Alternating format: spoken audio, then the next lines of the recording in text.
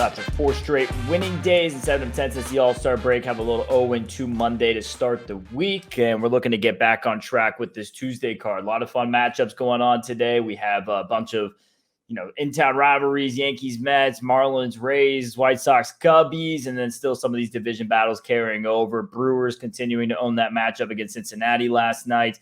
Houston, they owned that matchup against Texas last year, starting to own it again, 1-4-5 after last night's win. But a lot of good matchups going on today, John, and we got to look for a little bit of a bounce-back day here, huh? Yeah, only saving grace 1 unit bets on each of the 2 losses yesterday. But really a terrible day. Missed the boat. A lot of dogs, just dogs we couldn't pull the trigger on. KC, worst road team in baseball. Cleveland had pretty much owned that matchup. They come up with a big W. Pirates have come out of nowhere. Darvish had looked real good. His prior 2 outings, I think San Diego's got to go home, get back in the race, and beat up on Pittsburgh. Pittsburgh crushes them. So some real crazy games yesterday. Colorado gets it done with a bullpen game just after that won 3 in a row. Not only that, 3 of their major hitters, McMahon, Crone, and Bryant, all out of the lineup. This is baseball in July. So, yeah, get the crazy card today. As of right now, 11-11. I have not made a bet on today's card. Few games that the line makers were off. They were straightened out immediately on the overnight. So some tough lines. Some guys are jumping on these lines. We'll talk about them as we go through the card.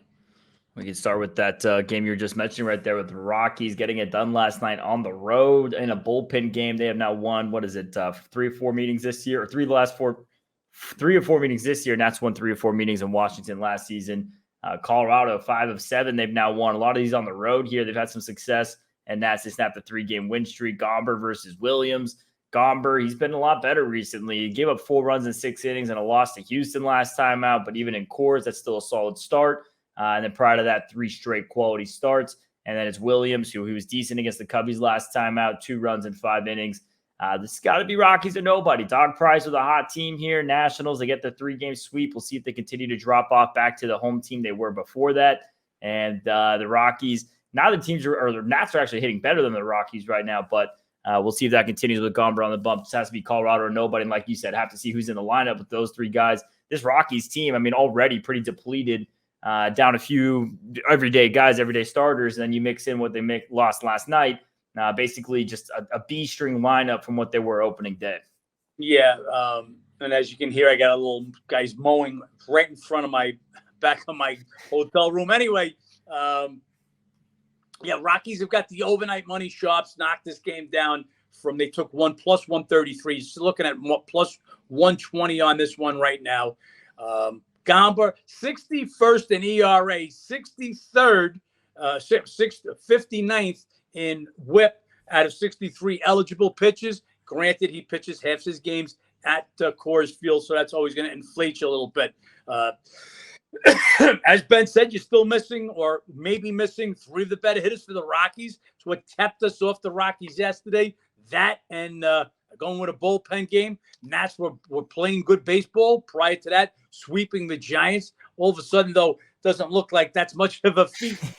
Gomber and Williams, no big pitching edge in this one. Rockies playing okay. Got to also see about Thomas for the Nationals. He left the game yesterday, but that might have been because the Rockies had a big lead. Thomas leads the team in home runs, RBIs, and batting average. We'll wait to see what that happens. Right now, if all of the players were to play, this is the right line. So we'll see where things go later on in the day. And we had that NL Central battle, Reds at Milwaukee. Milwaukee with a 3-2 win yesterday. Very low-scoring matchups. The last 5 averaging 3.4 runs per game, and it's probably set up for that again today. It's Abbott versus Burns. Abbott, you guys know the story. 7 of his 9 career starts, quality starts. Last time out was stellar. 1 hit, 8 shutout innings against that Giants team who's been slumping right now. He's had 2 really good starts against the Brewers, but both of those in Cincy. He was roughed up in the 1 start at Milwaukee. And then Burns has been on a tear so far. All 4 July starts, quality starts, 4-0, 1.33 ERA, 14 shutout innings the last 2. Tough to buck Burns and can't buck the ownership in this matchup. 14 of 17. Milwaukee or nothing, under or nothing here. And this just seems it's going to be another one of those pitching battles that ends up Milwaukee up 2-1 at the end of the night. Yeah, guys, we talk about the trends all the time. And the trend is your friend. They just find a way. When one team owns another team, they just get there somehow. Milwaukee found another way to do it last night with the walk-off. 14 of 17. That's a big sample size. The way Burns is pitching right now, lights out. Again, as I said yesterday, this was Cincinnati. The price is right to take Cincinnati, but I won't buck the trend. And here I won't buck the trend or buck Burns. 4-0, 1.33 ERA over his 4 starts. I'll stay off this one, although the number's too high for Milwaukee. And it's Cardinals at Arizona. They put up 5 in the 9th last night. They win that 10-6. They had the lead for the most of it, and then Arizona rallied back in the 7th. They come back late. It's Matz versus Kelly. Kelly going to be returning from the IL, so we'll see what he has left. He was pitching decent before that, and he's really good against the Cards. And then you have Matz going, who was pitching better, and then last time out gave up 6 runs, 5 earned, and 14-2 against the Cards. This has got to be a spot here for St. Louis or nothing. Just you guys know how we feel about pitchers coming off the IL, which Kelly is in this situation. And then St. Louis playing decent ball since the break. 7-3 the last 10. They had that little slump there at Chicago. We'll see if they're back out of it. And Arizona, ice cold, 4-13 in the last 17. I want no part of them as a favorite with Kelly coming off the IL. Could be a look at the over. Both these pitchers could get roughed up today. And Kelly does have those reverse splits, a little bit worse at home. He's great on the road. Cards showed me a lot last night. I thought they would go into Arizona dead after losing the last 3 at Chicago. After holding the lead, as Ben said, for most of the game. Arizona comes back. I think it was it 2 in the 6th, 2 in the 7th. Anyway, they take the 6-5 lead, and then Cardinals bust open in the 9th inning. So applaud the Cards. I guess they don't think they're dead yet, still fighting. Pitching mismatch right now, but again, Kelly is coming off his. This will be his first start back. 3 great starts in his last 3 starts. 1 this year, 2 last year. 2-0, allowing only 4 runs in 19 innings against the Cards. But again, his first start back. What do we get from him? If he can return, you could say, yeah, he stops this Arizona Diamondback slide. Not willing to trust that though right now. Another game just too tough. The number's right there. It's Pirates at Padres. Pirates get the win last night. They won all 4 meetings this year. Pirates just have a weird amount of success against the NL West, and it looks like it's continuing a little bit. Hill versus Snell. Snell's just been lights out. What is it? Last 11 starts, 5-2, 0.71 ERA. Last time out, held the Jays to 1 run. Did have 7 walks, but was still able to pitch around it, which means he still had his stuff enough to be able to get out of it. Just not going deep in games, just 5 innings here and there. This would be a massive pitching mismatch here for Snell. San Diego not hitting. They dropped their last 2. Pittsburgh owns the matchup a little bit this season. Don't really want to back Hill on the road, but can't back the San Diego team with this big of a favorite. Would need Snell, to be going deeper into games to be worth this price, and he's not. Yeah, pitching mismatch for sure. But as Ben said, Snell not going deep in the game. So somebody's got to finish that game off. San Diego not scoring, and believe it or not, Pittsburgh is. They've now scored 5 runs or more 4 of their last 5 games out on this West Coast trip. Pirates, 5.6 runs per game their last 5. They've won 3 of their last 5. This number is enormous. San Diego's just not playing that well. We think they're just about to turn a corner. Nope. Lose that last game of the series at Detroit with Musgrove, another pitching mismatch. Musgrove going for them. And then they come back and lose game 1 to the Pirates with Darvish, who had another getting pitched 2 great starts. 2 prior starts before that. It's Pirates or nobody at this number. Then you have Angels at Detroit. This starts a long road trip for them. They go to Toronto and then Atlanta after this. And this series right here with Detroit might have to kind of tell them a little bit whether they're hanging on to Ohtani or not. We'll see if it does. Going to be Canning versus Rodriguez. Canning coming off a solid start versus the Yanks. 2 runs in 5 2/3. Prior to that, gave up 9 runs in 8 2/3. And Rodriguez, third start back from the IL, was a quality start against Kansas City. 7 Ks, no walks. K-walk ratio has been really good his whole time coming back, but that was his best start since returning. Got to be a pitching mismatch here a little bit to Rodriguez. He's been really good this year. If he's back to form, he's going to be a lot better than Canning. The Angels just need this game. They need this series, everything as far as implications with Ohtani, wanting a chance in the wild card. So for that alone, it makes it tough for me to want to be on Detroit, but would still be Tigers or nothing here in this situation. Too big of a pitching edge to Rodriguez. Yeah, 4.5 games back from that final wild card spot, the Angels. So you got to beat the Tigers. Who else are you going to beat if you can't beat them? Can they get it done on the road? They haven't been doing it on the road all year long. Still got a couple of guys out. Trout, obviously, the big name. Zach Neto came back, but he missed his last game. Definitely a pitching edge for Rodriguez. My lean is to Detroit, but just not enough to want to lay the price with them, but not interested in the Angels in this one. And Royals at Cleveland. It's going to be Greinke versus Savall. KC gets the win last night. They've won the last couple of meetings here. We'll see if they can be competitive in here. I mean, Guardians got to step it up. They're 5-3 against KC on the season series, and that's just brutal if you want a chance to win in that division. Greinke, you guys know the story. Just terrible on the road. 0-6, 7.42. Does have great numbers against the Guardians, though. And Savall been really good in July. 1-0, 1.93. Last time, not so great. The last 2, 4 runs and 10 1/3, so just decent outings, but not getting roughed up at least. Would be Guardians or nothing. Don't want any part of Greinke on the road, even though he does have success against Cleveland. Guardians on the run line, I guess, would be to play in the situation. Don't want to lay that money line price. And Cleveland, I mean, you can't lose 2 in a row to Kansas City if you want any chance in this division. So we'll see if they step up and answer the call, but KC putting up a fight in the last couple matchups against them. Yeah, they came in ice cold. They got swept by the Yankees. Worst road record in Major League Baseball, just not getting it done. These are 2 of your lowest scoring teams. Royals, the lowest scoring team on the road, and the worst road team, worst road record. While Cleveland, 29th, scoring 3.6, 4 runs per game at home, and dead last in hitting home runs. So neither team gets runs scored. Saw it again last night, a 5-3 game. Got to give Savall a big pitching edge over Greinke, who in his first game back only lasted 4 innings. He's terrible on the road. Believe it or not, I said it yesterday. I made Cleveland a bigger favorite. I make them just a little bit bigger than the 200 again today. I'm not going to lay the Guardians, a team that can't score, lay 200. So it's another game I'll sit off, but not interested in KC here. That is Mariners at Minnesota. Really weird game yesterday. Mariners out-hit Minnesota, and they were trailing most of the game. They tie it late, and then Minnesota ties it in the 9th, and then Minnesota ends up winning it in the extra innings in 10th. They win that 4-3. They won 3 of 5 meetings this year. Twins, one of the hottest teams since the All-Star break, 8-2 since the break. Seattle just 5-6. Kirby versus Lopez. Kirby's been terrific, leads the league in K-walk ratio, 4th in WHIP.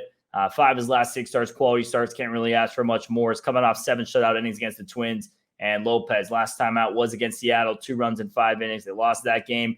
He has worse reverse splits there, worse at home. So it's weird read on this game. Twins, like I said, hottest team since the break. Minnesota or Kirby's just been absolutely terrific. Don't want to go against him. This is a slight lean here to Seattle. Just really find it tough to break this Twins team. Playing good, finding stride. And they got to feel good knowing that Guardians lost to KC last night. Yeah, I wanted Seattle in this game, but line makers did a good job with this number. So they opened up this price at 120. It's down to 115, 116. So just a little bit of money showing up for the Mariners. I wanted a little bigger of a price with this pitching edge for Seattle. Buxton also, he's on paternity leave. He leads the Twins in home runs. He'll be out again today. Bigger line, I could take the Mariners. Mariners are nobody, though, in this one, though, even though Minnesota's a hotter team.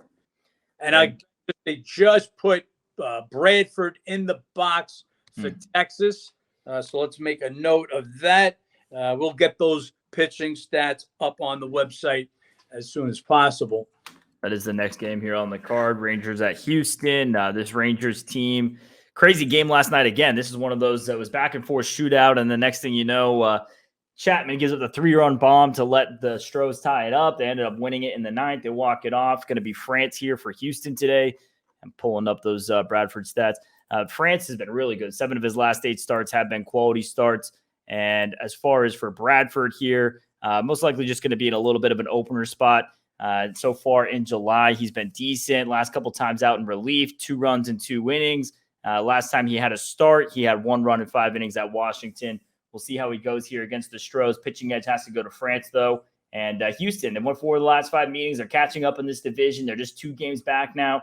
Texas, they came out of the break looking like they broke the cold streak. They won 6 straight. Now they dropped 3 of 4. Meanwhile, Houston winning 5 of 6. It's two teams trending in opposite directions. We saw it with Milwaukee and Cincinnati. Since he had the big win streak, Milwaukee gets the matchup, and they're just able to beat up on them this past month, catch up on the division. Feels like Astros are doing the same thing. We talk about it. It's their division to lose every year. And with the pitching edge today, it would have to be Houston or nobody. Yeah. And look, it's also, let's remember Texas in injury bad breaks right now. So Saturday, they put Corey Seager on the IL. Garcia leads his team in homers, RBIs. He's missed the last 2 games. We'll wait to see if he's in, but you could see the decline going along with those guys being out of the lineup. Those are bats you need in the lineup. Although with Garcia, without Seager, the last 2 days, Rangers put up big runs in those last 2 games. Anyway, pitching matchup obviously is all France. We wait to see a number on this one. My lean right away is to Houston. I just think Texas feels it coming. This has been Houston's division. Texas is the upstart here, head-to-head. Now they only lead by 2 games. We'll see what that number is, but I'll be leaning to Texas, to Houston. That is Orioles at Philly. O's get it done again last night. They win that 3-2, and they just stay red hot. They've won 5 of the last 7 meetings against the Phillies. They won 5 of their last 6, 13-3. You guys know the best road record in the AL. Meanwhile, Philly ice cold. They've lost 5 of 6. And that was a telltale sign yesterday for how legit this Baltimore team is. You're coming in just a major letdown spot, still find a way to squeak out the win there against Philly. Can't go against them. I mean, they're still getting plus money as the second best team in baseball right now. Gibson versus Walker. Gibson's been solid. They've won his last 3 starts. 2 of them are quality starts. And then Walker, he's been really good. Not as great as last time out. 4 runs in 6 innings versus the Brewers. Prior to that, though, his 7 starts was terrific. Then he's great at home as well. Just can't go against the Orioles at plus money. And Gibson, doesn't matter who's on the mound, really. They don't have any, lockdown ace, but none of their pitchers are absolutely miserable either. Would be Baltimore or nobody. This is one of the L's we took last night. A 1-unit loser on Baltimore. I actually put it in the preview. All the numbers say bet Baltimore, but this was just such a letdown spot after finally winning a series in Tampa. Taking a 2-game lead, this was just thought I was a spot for them to fall down. On top of the bargain, they're hitting under 200, but still have won 5 of the last 6 games. So just it almost looks like a team of destiny right now. It looks like it's their time. Whether their hitters aren't doing it, they'll get it. What if they got to get out of the pitching? Bautista's just been an absolute monster, shutting everybody down. They didn't use him last night after using him the 2 days before in Tampa. Walker, who had a real great string going and is dynamite at home, all of a sudden hasn't had a quality start his last 3 July starts. 2-1 with a 5.00 ERA. Once again, the overnight line was the number to take. They opened at $1.35. This number was pounced on immediately. Right now, you're down to about plus 108. It's Baltimore or nobody. We're monitoring the line to see if there's any lineup change. Last night, what pushed us to Philly that broke the final straw was Rutschman. They sat him out. So like it said, a little bit of that mentality, like, okay, they're going to rest him, that this is the give-up game. Will they rest anybody else tonight? Remember, Cedric Mullins already on the IL. Teams hitting under 200 their last 6 games. We're not, if anybody else is sitting, that'll negate our like to the Orioles, but it's Orioles or nobody. Philly, they're all healthy and they're not hitting. They're doing a terrible job right now, Philly. They're hot, they're cold. Would have to take the team with the best record in the American League as a road dog here. Yeah, a little bit of a sandwich series for the O's as well. You mentioned if they might rest guys. They had Tampa Bay. Then after this series, they get 2 more AL East opponents with the Yankees and Jays, the 2 other teams right there behind them. So we'll see what happens.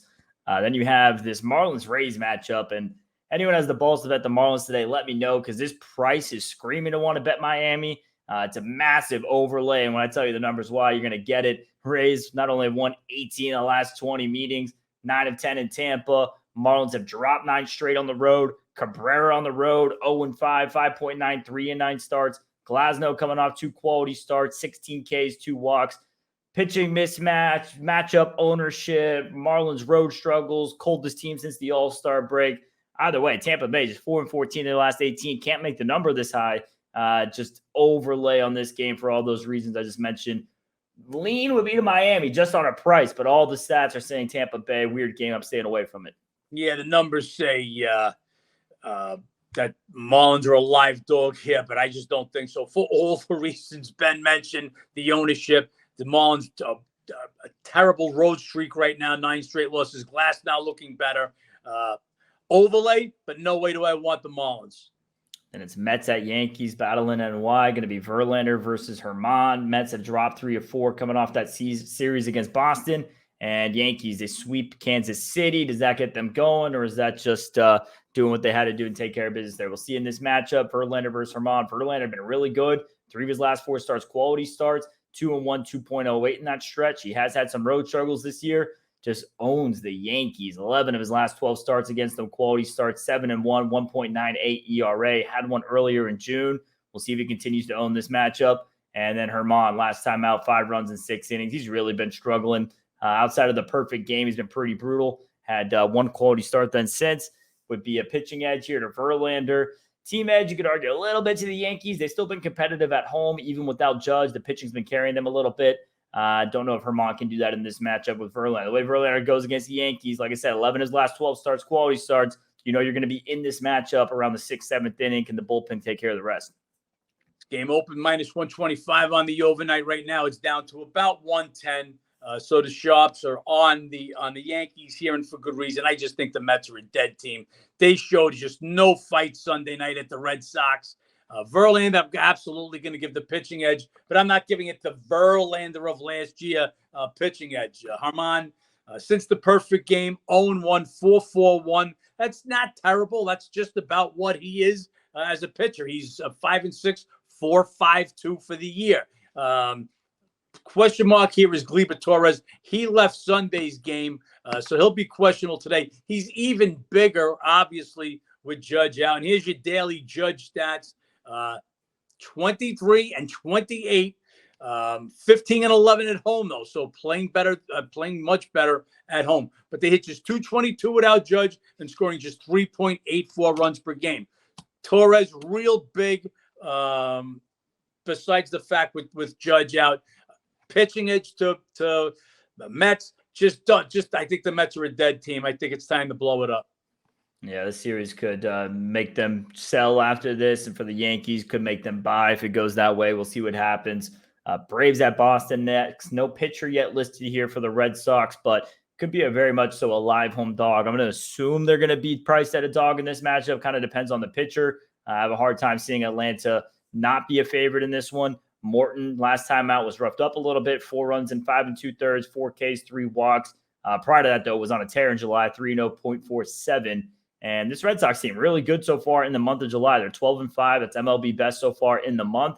They won 2 of 3 against the Mets. And this Braves team, they won 3 of 4 after the 4-game losing streak. Are they back? We'll see. You guys know the story with them this season. Offensively, waiting to see who's in the box here for Boston. At the right price with the right pitcher. Could be a live dog there with the Red Sox. Just got to see who it is. Yeah, Red Sox do a real good job hitting when they're in Fenway. Best hitting team, 292 at home, and third scoring 5.63 runs per game at home. Morton, he was sailing. He was looking great. He got banged around in his last start. We bet against him against the Diamondbacks. We pick up that W. Got to see who the Red Sox are pitching.